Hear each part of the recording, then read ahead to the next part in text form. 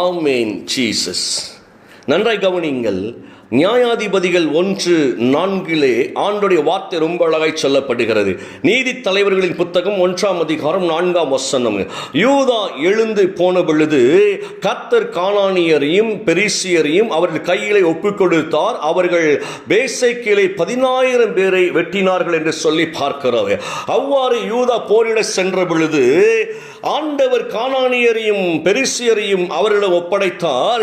அவர்கள் பேசேக்கில் 10,000 பேரை கொன்றார்கள் என்று சொல்லி பாருங்கள். 10,000 என்றால் 10,000 தான். 10,000 பேரை கொன்றார்கள் என்று சொல்லி நம்ம இந்த வார்த்தையை கொஞ்சம் நம்ம தியானிக்க போகிறோங்க.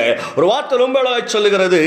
யூதா எழுந்து போன பொழுது, யூதா போரிட சென்ற பொழுது என்கின்ற ஒரு சத்தியத்தை இங்கு அழகாய் ஆண்டவர் நமக்கு வெளிப்படுத்துகிறார்.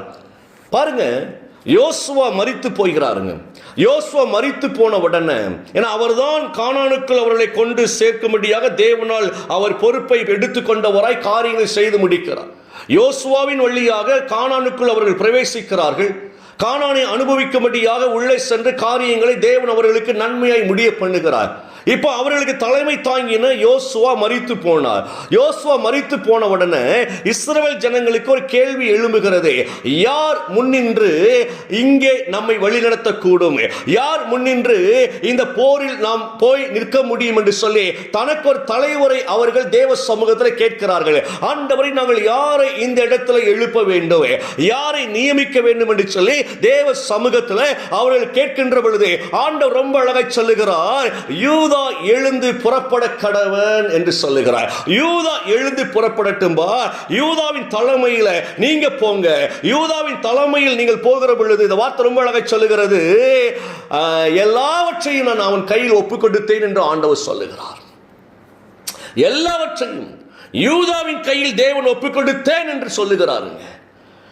யூதா எழுந்து போகிற பொழுது, யூதா முன் செல்லுகிற பொழுது நிச்சயமாய் இந்த பெரிசியர்களும் இந்த கானானியர்களும் அவர்களுக்கு கீழ்ப்படிவார்கள்.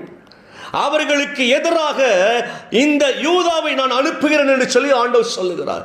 ஒப்படைச்சிட்ட யார் யாரெல்லாம் உங்களுக்கு விரோதமாய் வாரார்களோ அவர்களை யூதாவின் கையில் ஒப்படைச்சிருக்கிறபடியினாலே யூதா எழுந்து புறப்பட கடவன் என்று ஆண்டவர் யூதாவை செலக்ட் பண்றாருங்க. நம்ம நன்றாய் தெரியும், லேயாளுக்கு பிறந்த 4வது குழந்தை யூதா என்பதை நாம் அறிந்திருக்கிறோம். எனக்கு அருமையான தேவ பிள்ளைகளே, அற்பமாய் எண்ணப்பட்ட லேயாளை கர்த்தர் ஆசீர்வதித்து பிள்ளைகளை கொடுக்கின்ற பொழுது அது 4வது பிள்ளையாக பிறப்பது யூதா பிறக்கிறார். அந்த யூதாவை குறித்து லேயாள் எப்படி தரிசனமாய் பெயர் வைக்கிறார் அப்படின்னா, கர்த்தர் கொடுத்தபடியினாலே துதி என்று சொல்லி பெயர் வைக்க. யூதா என்றால் துதி என்று சொல்லி அர்த்தம் நமக்கு நன்றாகவே தெரியும். துதி என்று அந்த மனுஷனுக்கு பெயர் வைக்கிறாள் தாயானவள். எனக்கு அருமையான தேவ பிள்ளைகளே, இந்த இடத்துல ஆண்டவர் எதை வெளிப்படுத்துகிறார் என்றால், இந்த உலகத்தை ஜெயிக்க வேண்டும் என்றால், எதிரான வல்லமைகளை நிர்மூலமாக்க வேண்டும் என்றால், கர்த்தர் நமக்கு கொடுத்திருக்கிற உன்னதமான ஆயுதம் என்ன தெரியுமா? துதி என்கின்ற ஆயுதத்தை நம்முடைய கையில கொடுத்திருக்கிறாருங்க. துதி என்கிற ஆயுதத்தை நாம் எடுத்து முன் செல்லுகிற பொழுது எல்லா விதமான அசுத்த கிரியைகளை நம்மால் நிர்மூலமாக்க முடியும். நமக்கு எதிரான வல்லமைகளை நிர்மூலமாக்க முடியும். கர்த்தருடைய வார்த்தையின்படி உலகத்தை ஜெயித்தவர்களாய் நாம் எழும்பி பிரகாசிக்க முடியும் என்கிற ஒரு சத்தியத்தை இந்த இடத்துல ஆண்டவர் நமக்கு முன்பதாய் வைக்கிறார். நம்ம பிரச்சனை வருகிறதா, பாடுகள் வருகிறதா, சந்தோஷம் வருகிறதா, எல்லா நிலையிலும் நாம் செய்ய வேண்டிய ஒரே ஒரு காரியம் என்ன அப்படின்னா, துதி என்கிற ஆயுதத்தை பயன்படுத்த வேண்டும் என்கின்ற ஒரு காரியம். துதியைத்தான் தேவன் எதிர்பார்க்கிறார். இந்த ஜனத்தை எனக்கென்று ஏற்படுத்தினேன், இவர்கள் துதியை சொல்லி வருவார்கள் என்று சொல்லி அழகாய் ஆண்டவர் தம்முடைய ஜனத்திற்கு கொடுத்திருக்கிற பொறுப்பை வெளிப்படுத்துவதை பார்க்க முடிகிறது. ஏன் ஆண்டவனை உண்டாக்குனாரா?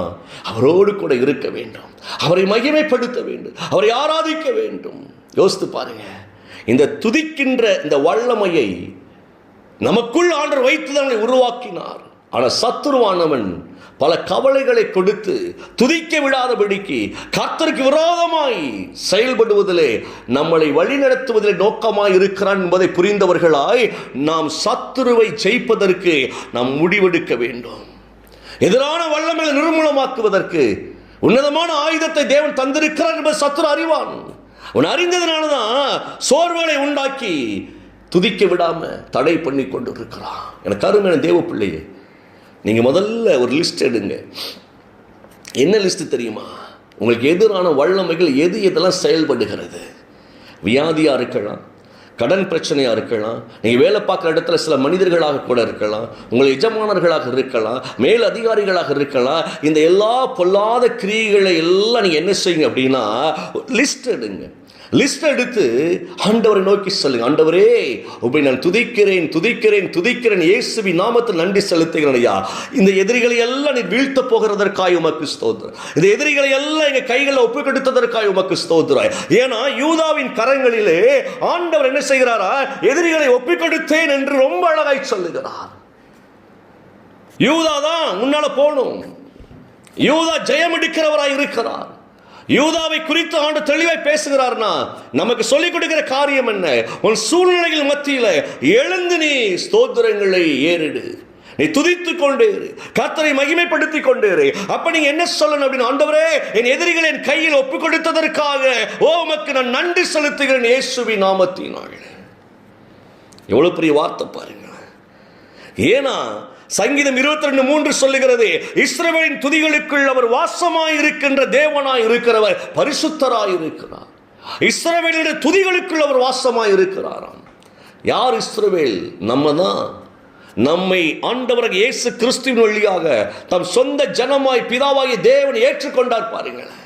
சோ இன்னைக்கு நீங்கள் இஸ்ரவேல் கோத்திரமாய் இருக்கிறபடியினால நமக்குள் எது காணப்படணுமா? துதி காணப்பட வேண்டும். இந்த வார்த்தை ரொம்ப அழகாய் சொல்லுகிறது, இஸ்ரவேலின் துதிகளுக்குள் வாசமாய் இருக்கிற தேவனாகிய கர்த்தர் நீர் பரிசுத்தர். எவ்வளவு பெரிய வார்த்தை பாருங்க.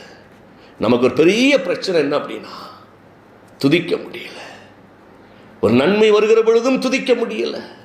திடீர்னு ஒரு வேலை கிடைச்சிருச்சு அப்படின்னு வச்சுக்கோங்களேன், உடனே ஆண்டவருக்கு நன்றி செலுத்துவதில் ரொம்ப ஆர்வம் காட்ட மாட்டேன். சும்மா போய் ஒரு நன்றிக்காக ஒரு காரியத்தை செஞ்சுட்டு போயிடுவோம். ஆனால் எல்லாரிடத்துலுமே சொல்லுவோம், எனக்கு வேலை கிடைச்சிச்சு, எனக்கு வேலை கிடைச்சிச்சு, எனக்கு வேலை கிடைச்சிச்சு, எனக்கு திருமண காரியம் ஒழுங்காகி விட்டது என்று பலரிடத்துல சந்தோஷமாய் சொல்லுவோம். பல மணி நேரங்கள் பலரிடத்துல பேசுவோம்.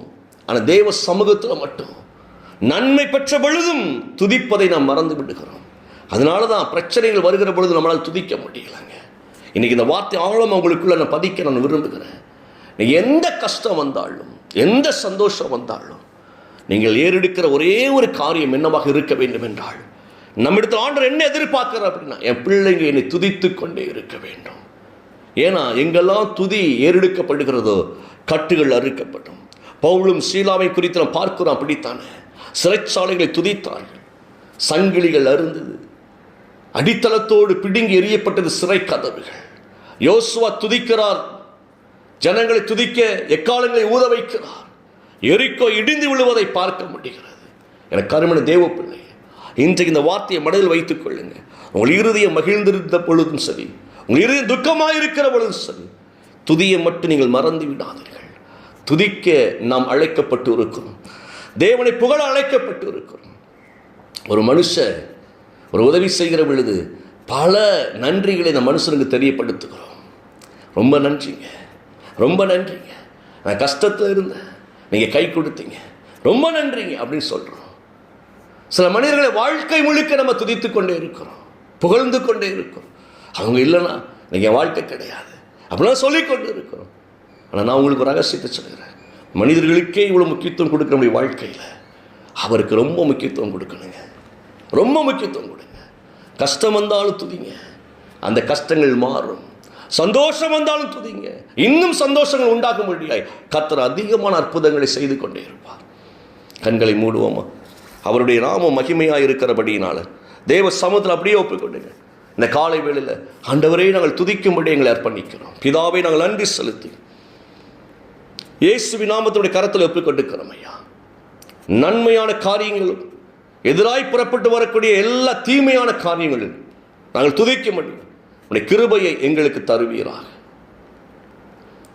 எங்களை இப்படி கரத்தில் ஒப்புக்கொண்டிருக்கிறோம். இணைந்திருக்கிற ஒவ்வொரு உண்மை நாங்கள் நேசித்து இந்த இடத்துல துதிக்கிறோம்.